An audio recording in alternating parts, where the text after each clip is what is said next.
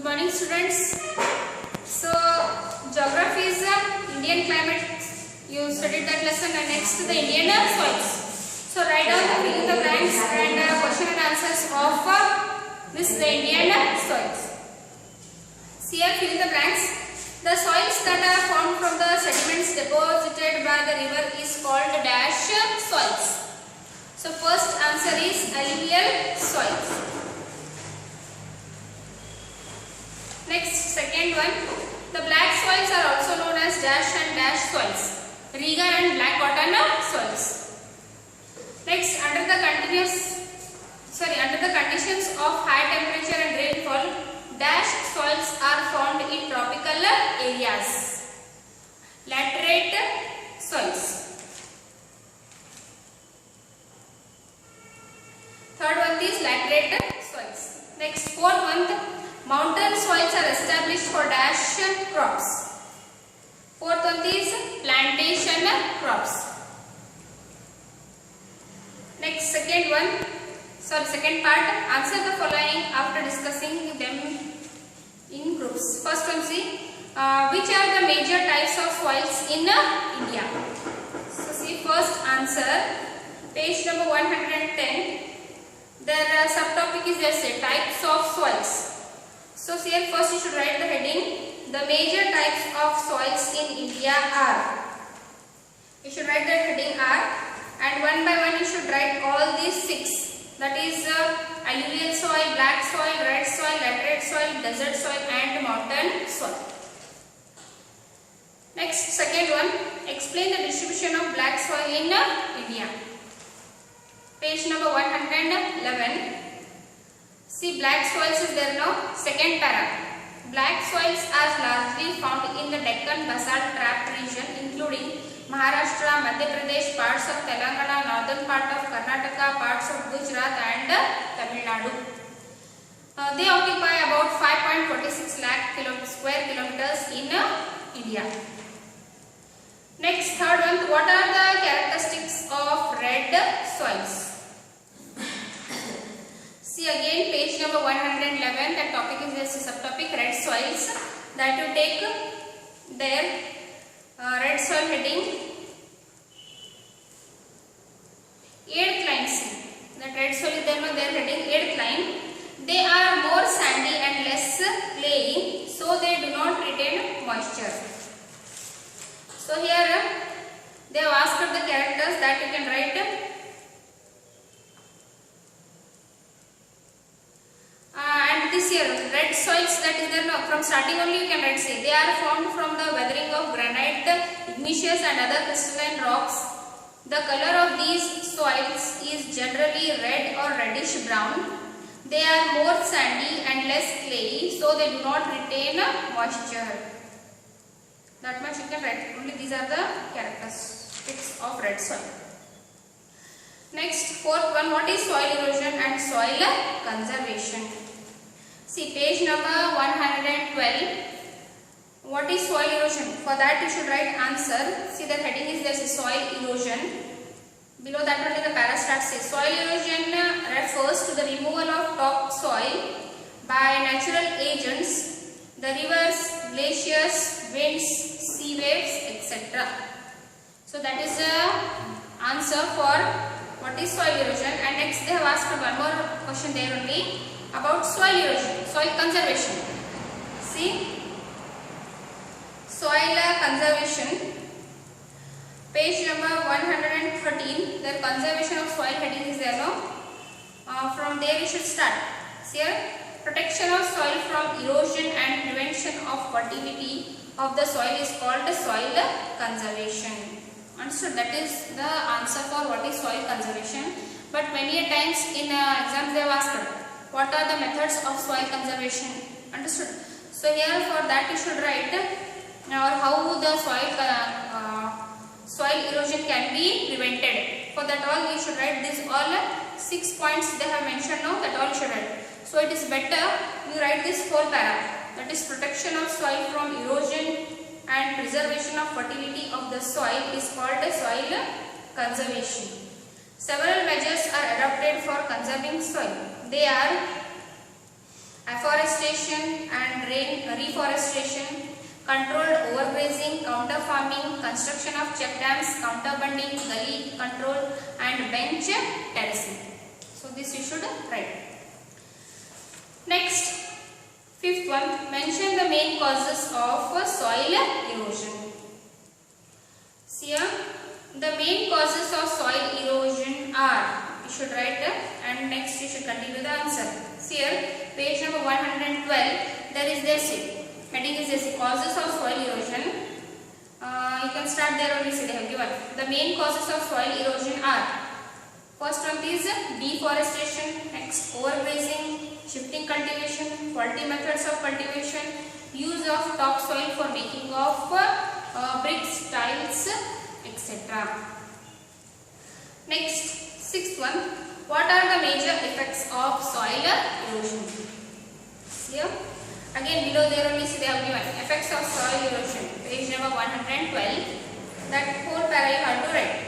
Effects of soil erosion are, first one is loss of soil fertility and fall in agriculture productivity. Second, it leads to silting and floods, change of the course of rivers and reduction of capacity of the reservoir. Next, ground water level is lowered and there is decrease in soil moisture. Next, vegetation covers dries up and drought increases. Economy as a whole suffers a great setback. Up till there you should write.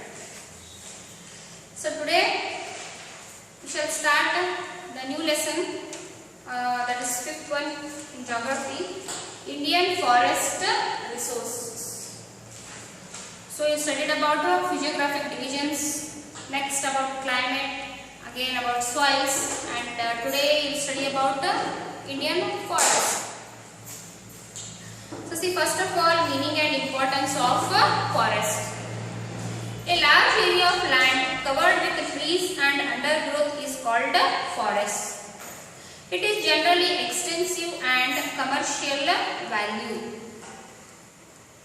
It consists of either natural or planted vegetation. So see here, forest. Forest means, first of all, they have given the meaning. It is a large land. You might have seen forest and all.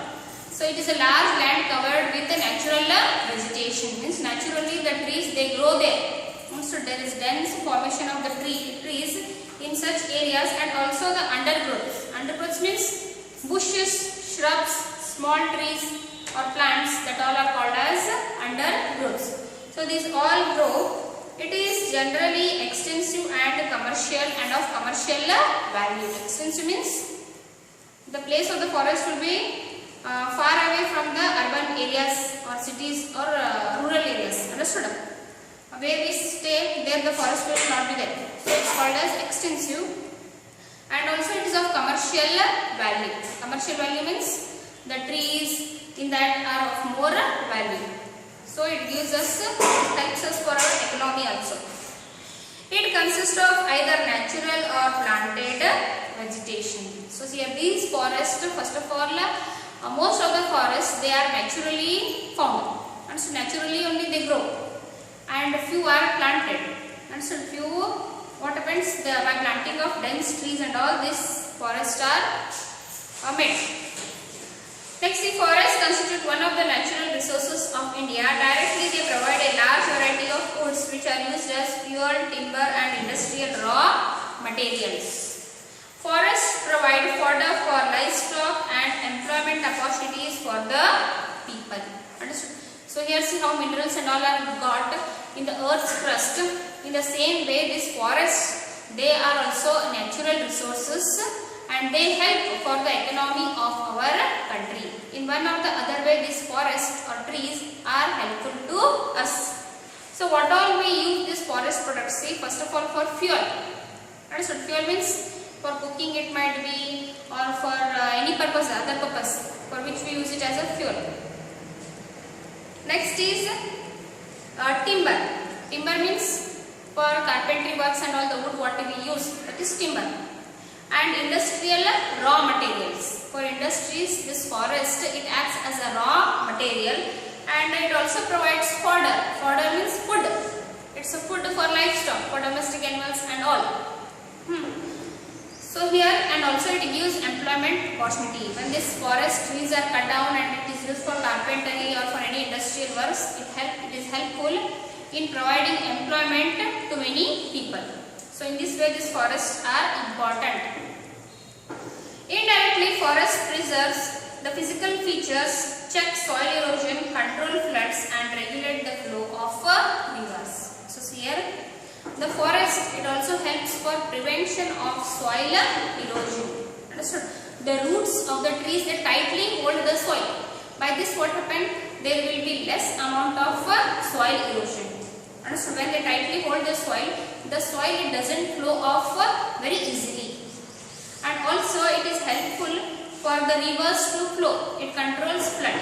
Understood? When the water is flowing, when the roots of the trees, they hold tightly the soil, at that time what will happen? The water will not carry mud or soil with it, and the course of the river it will not be changed. So which will not cause flood. So forests are very important to us. Forests prevent desertification, helps to improve soil fertility, make the climate equable and help to maintain ecological balance. They provide shelter to wildlife. So here, forests, they prevent desertification. Desertification means the soil, what happens? If there is no manure in it or if there is no fertility in it, it becomes the soil as if in desert you get sandy soil, which cannot retain any moisture and all. That kind of soil it becomes. So it is known as desertification. So a forest, they prevent desertification. Means they prevent the soil from being unfertile.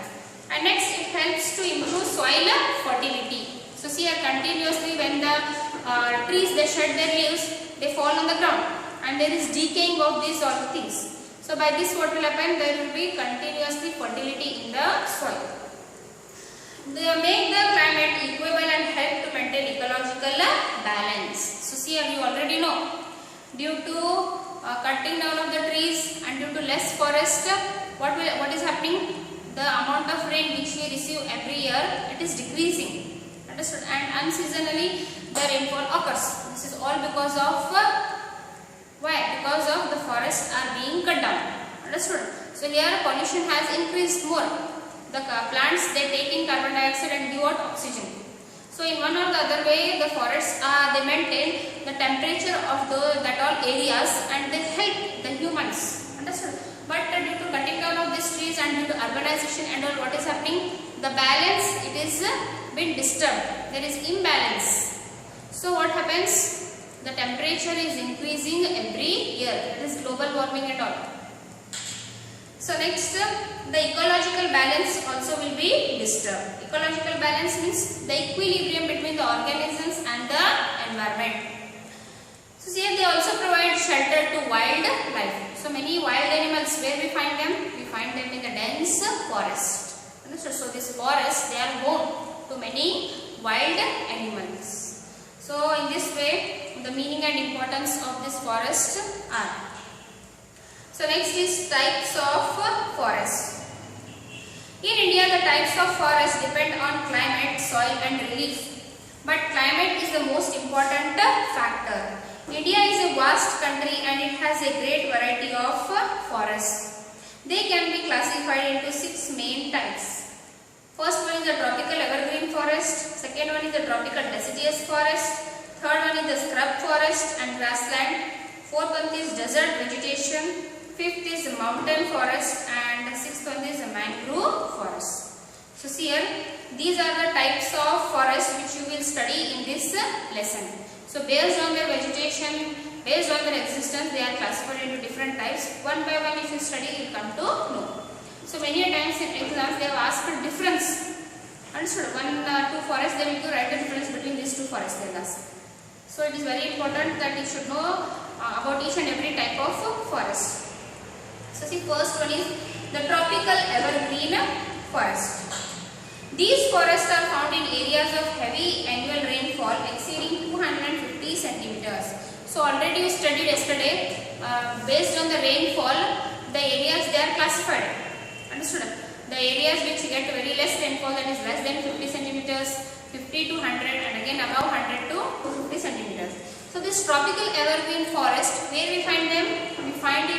areas where the rainfall is above 250 centimeters or around 250 centimeters. They are found mainly on the western slopes of Western Ghats and hills of northeastern states of Assam, Nagaland, Meghalaya, Tripura, Manipura and Andaman Nicobar Islands. So here this tropical evergreen forest. Evergreen, the name itself tells. The trees, they require more water. So here what happens, due to rainfall these forests are always green. Understood? Heavy rainfall here it occurs. So these forests are always green. So they are called as evergreen forest. And also they don't shed their leaves. If the leaves are shed, the forest will not look green. They don't shed the leaves, so they are called as evergreen forests. Understood? So here these types of forests where we find these western slopes of Western Ghats. Next, northeastern states. Yesterday I said while explaining the areas which receive heavy rainfall and all. So almost the areas which receive heavy rainfall, there all we find this tropical evergreen forest. Like Assam, Nagaland, Meghalaya, Tripura, Manipur, Andaman Nicobar Islands. These forests are dense and the trees grow to a great height. The trees and plants do not shed their leaves during the year at the same time. Hence they are evergreen. The important trees are teak, rosewood, ebony, mahogany, gurjan and champa. So see here this evergreen forest, it is dense. Dense means very thick forest.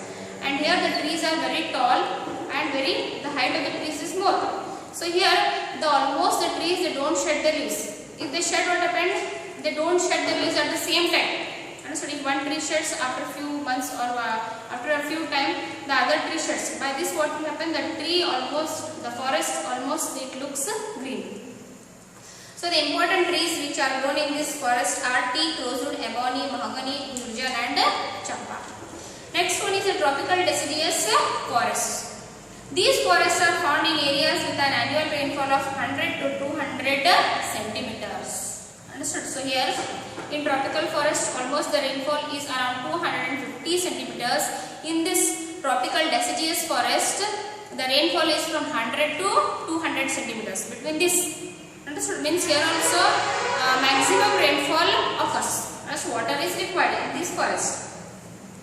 They are occupied a wide area largely on the eastern slopes of Western Ghats. On the Western Ghats, western slope is tropical evergreen forest and on the eastern slope is tropical deciduous forest. Including Maharashtra, Karnataka, Kerala and Tamil Nadu, Chota Nagpur Plateau, foothills of the Himalayas, parts of Odisha and West Bengal. So in this all region you can see this tropical deciduous forest. Next, see the trees in these forests shed their leaves during spring and early summer. Hence they are also known as monsoon forests. So see here, these trees in this forest, that is in tropical deciduous forest, they shed their leaves in spring. Spring means the season between winter and summer, or summer and winter, and that time only they shed their leaves. Hence it is also known as monsoon forest. If they ask you write about monsoon forest, you should write the same. Don't get confused. The important trees are teak, sal, sandalwood, kusum, kanju, myrobalan, ciris, mango, neem, tamarind, etc. So these all trees are found in this tropical deciduous forest where the rainfall varies from 100 to 200 centimeters. Next is scrub forest and grassland. These are found in the areas having 60 to 100 centimeters of rainfall. So here less rainfall is there compared to these two. 60 to 100 centimeters of rainfall. The scrub with short coarse grass, thorny trees and bushes are found scattered in Kutch and the fringes of the Thar desert. Grasslands are mainly found in eastern Rajasthan, Punjab, parts of the Western Ghats and the Cardamom hills. So see here the trees which are found are scrubs. Scrubs means it might be grasslands, shrubs, small plants and all. Those all come under this scrubs. So these scrubs are mainly found in this forest. Understood? Next, coarse grass, short coarse grass. Coarse means very thick and very rough grass. That grass is found here. Thorny trees. The trees, how they are? They have thorns. And also bushes. So these all where they are found? In Kutch and the fringes of the Thar desert. Thar desert fringe means the Thar desert's edge. Understood? Edge area we find this scrub forest. And also grasslands of eastern Rajasthan, Punjab, parts of Western Ghats and the Cardamom Hills. Understood? About Cardamom Hills you studied in last chapter. Not in last chapter, in second chapter. Understood? There also you find this scrub forest. Next, desert vegetation. The name itself tells us. Desert vegetation. These are found in areas with annual rainfall of 10 to 50 centimeters. Understood? So here the rainfall is less. It is from 10 to 50 centimeters. So where so much rainfall occurs, those all come under desert vegetation. That is the Thar desert, including parts of Punjab, Haryana, Rajasthan and Deccan Plateau. Understood? Parts of Thar desert, Punjab, Haryana and also Deccan Plateau. Here all you find this desert vegetation. On account of scanty rainfall, vegetation consists of scattered trees and thorny bushes. Jhand, khair, kolko, babul and cacti and khejra trees are found here. So here see the rainfall, it is very scanty, means very less rainfall occurs here, and almost you know that in deserts which kind of plants grow? The short thorny plants grow here.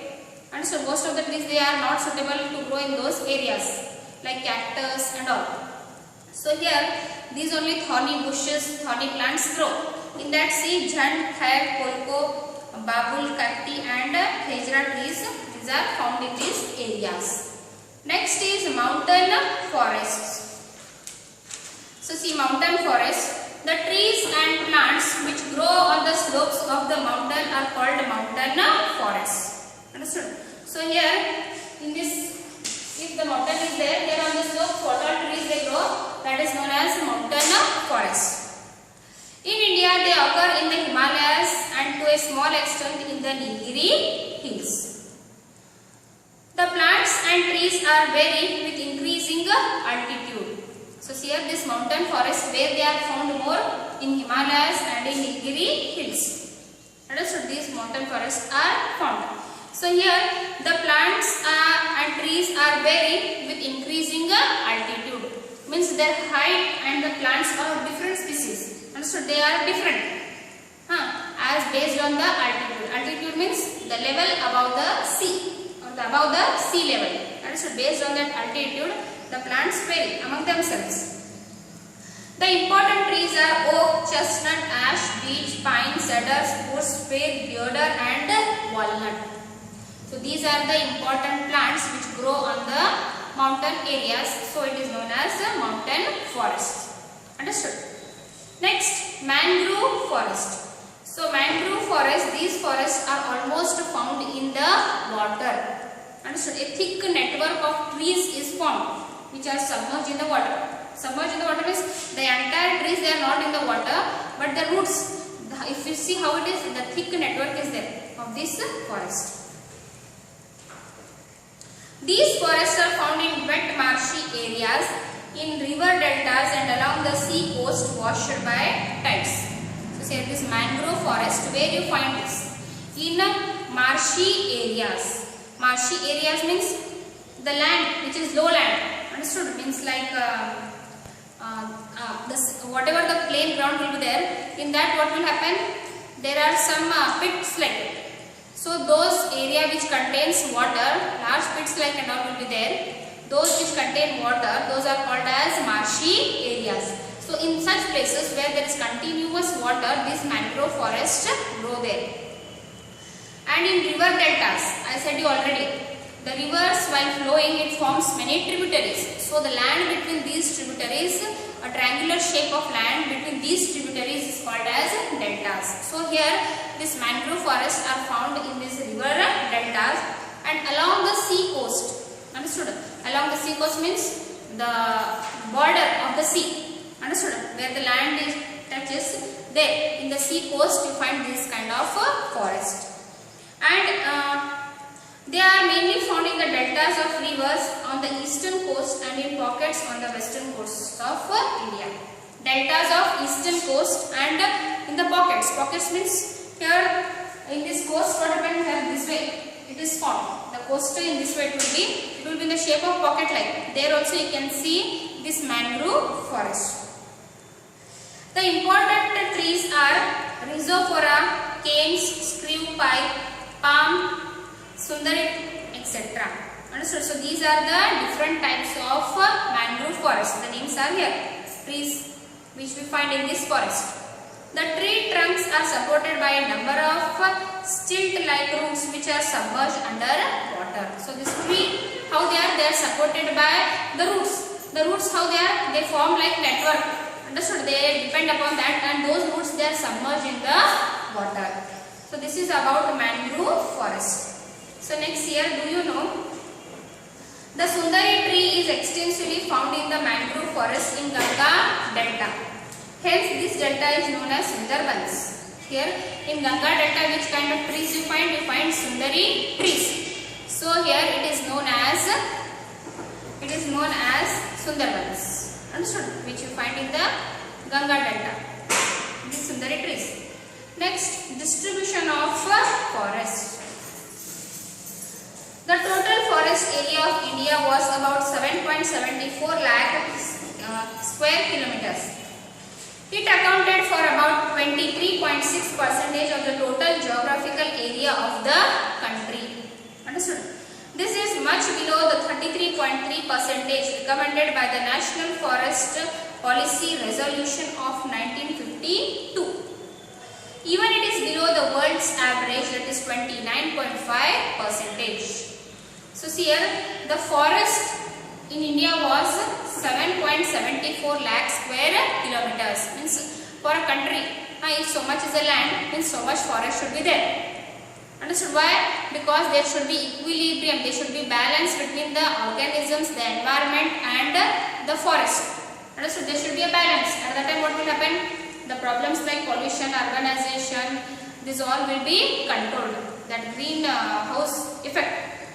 Understood? That is global warming can be reduced. So here, according to National Forest Policy Resolution of 1952, according to them, how much the forest area should be? 33.3%. But in India, how much it is? 23.6%. So it is less.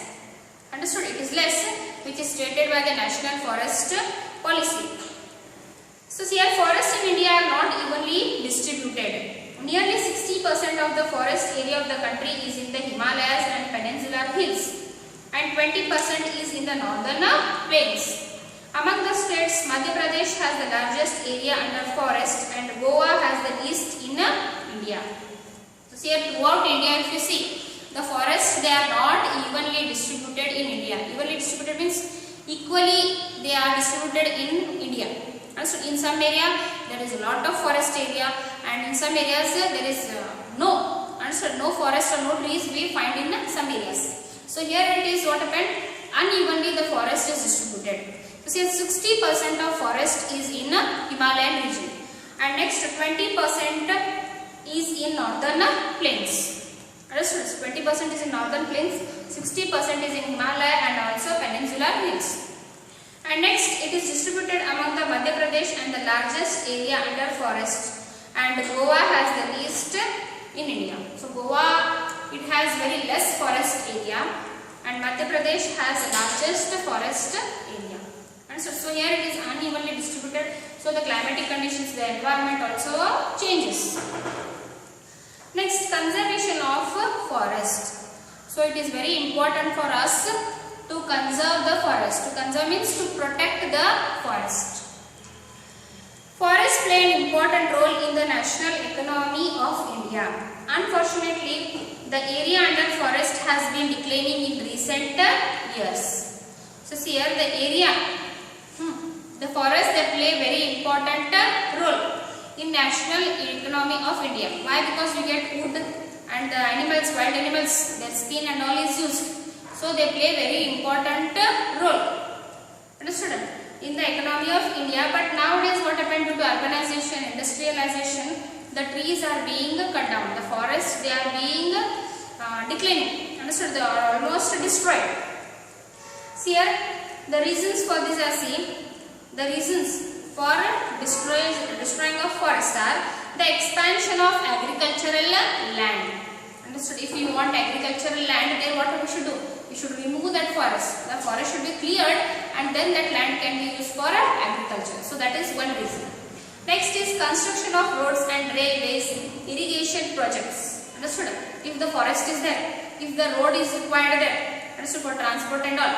So there what happened, that forest again it should be cleared. Understood? So for construction of roads, railways and all, and also irrigation projects like canals, reservoirs, dams, they are built. So these all are irrigation projects. So for building those all, what happened, again the forest they should be cleared. Next, industrialization, urbanization. Understood? For industrialization also the forests are cleared and that area is used for industries, for construction of the industries. Next, urbanization. If you see here in our place only, earlier in bus stand area and all, there what happened, there no houses and all were there. But now if you go and see there what happened, plenty of houses are there, different colonies are there. So here by this you can come to know that the areas are expanding. Understood? There is more urbanization. The places are developing. By this what will happen? Again the trees in that area they should be cut down. Next here, overgrazing. Understood? About overgrazing we studied yesterday for soil erosion also, for causes of the soil erosion. Now again see overgrazing of the animals. Hence the conservation of forest for the future generation is very essential. So see here, now if you are cutting the trees due to industrialization, urbanization and many other reasons, in future for our young generation, for our next generation, what will happen? They will suffer a lot from many diseases and all. Understood? So here the preservation of forest, over-exploitation of forest and its management is called conservation of forest. What forest is there, we should preserve it. And also over-exploitation means the forest, how much it should be exploited, means how much we need, only that much we should exploit. Unnecessarily for our benefit we should not at all exploit the forest. Understood? So this all is called as conservation of forest. Next here, measures for the conservation of forests in India. How we can conserve this forest? The reasons for destroying of forest you studied now. Now how we can preserve this forest? See, first one, control of deforestation. Unnecessarily we should not cut down the trees. Next, restriction on grazing. Unnecessarily overgrazing should not be done. Next, control of forest fires. Here, if in forest, in dense forest, if any small place catches fire, the entire fire will be burned down by itself. So this thing should not happen. If the fire, if anything is there which will allow to catch the fire, it should be stopped. Next, prevention of encroachment on a forest. Prevention of encroachment on a forest. So here the forest illegally the wood, understood, like sandalwood and all, for smuggling purpose and all, they use that wood, they cut down the trees, understood, in forest. So this should not happen. Illegal intervention of the people while cutting down the trees and all, it should not happen. So we should preserve that, we should protect that. Control of forest insects. Understood? So few insects are there. What they do? They destroy the trees, they destroy the plants, they destroy the forest. So such insects should be stopped. We should control that. Control of forest insects and diseases. Next is controlling illegal cutting of trees. Already I said it. Illegally few trees are cut for smuggling and all, for their benefits. So here this should be stopped. Next, scientific cutting of trees. Understood? Simply for the trees are used for medicinal purpose or anything else. So unnecessarily this tree should not be cut down. Next, legislation to check deforestation. Next, legislation means some rules, laws and all should be made to stop illegal cutting of the trees. Next, encourage deforestation. Planting of trees should be done more. We should encourage the people to plant more trees. And also festival, see, Vanamahotsav has been celebrated for planting of trees. Next, creating of awareness among the people about the importance of forests. So see, this is very important. The people should be made aware that they should not cut the trees or forest. If they are made aware, automatically what will happen? What will happen? They will stop cutting the trees. They will know the importance of the forest. Next, here wildlife sanctuaries and national parks. See, wildlife sanctuaries, WLS, refers to a placement for providing protection to wildlife. It is an area where killing or capturing of any species of animals is prohibited except under orders of the competent authority. So here WLS, that is wildlife sanctuary. Here what happens? The animals, the wild animals it might be, or any other animals it might be, they will get the protection there. Anybody can't come and kill or do any harm to those animals. Here the animals, they are protected. So here authority is there who is responsible for the protection of the animals. So here see, there are about 523 wildlife sanctuaries in India. So there are how many? 523 wildlife sanctuaries. See here, if anything happens, for if animal any disease is there and all, depending on that authority only that animal is killed or anything happens. But the person for his interest and all, he can't go and kill the animals. The animals, they are totally protected in these sanctuaries. The important WLS are as follows. So here in India, few wildlife sanctuaries are there. They have mentioned here. See, Annamalai and Madumalai, Tamil Nadu, Dandeli, Bhadra, Talkaveri, BR Hills, Karnataka, Periyar, Kerala, Nagarjuna Sagar, Telangana, Bharatpur and Ranthambore, Rajasthan, Manas, Assam, Jaldparva, that is West Bengal. So these are the wildlife sanctuaries in these all places. Next is national parks. Few of them you might have seen. The wildlife sanctuaries also, national parks also. So if you have seen, you will get an idea how they will be. See, here an extensive area which is specially protected to preserve its natural beauty, wildlife and forest for public recreation and scientific interest is called a national park. Forestry, grazing or agricultural activities are not allowed here. There are 99 national parks in India. Understood? So see here, this national parks, the main intention of the national park is to preserve the natural beauty. Understood? Here variety of plants are planted, animals will be there, birds will be there. Understood? Here it helps, it enhances, it protected. The natural beauty is protected here, and also wildlife, as I said, wild animals will be there, forest will be there, variety of plants will be there.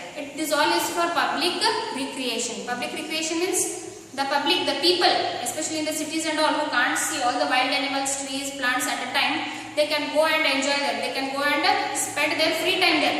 And so it helps the public.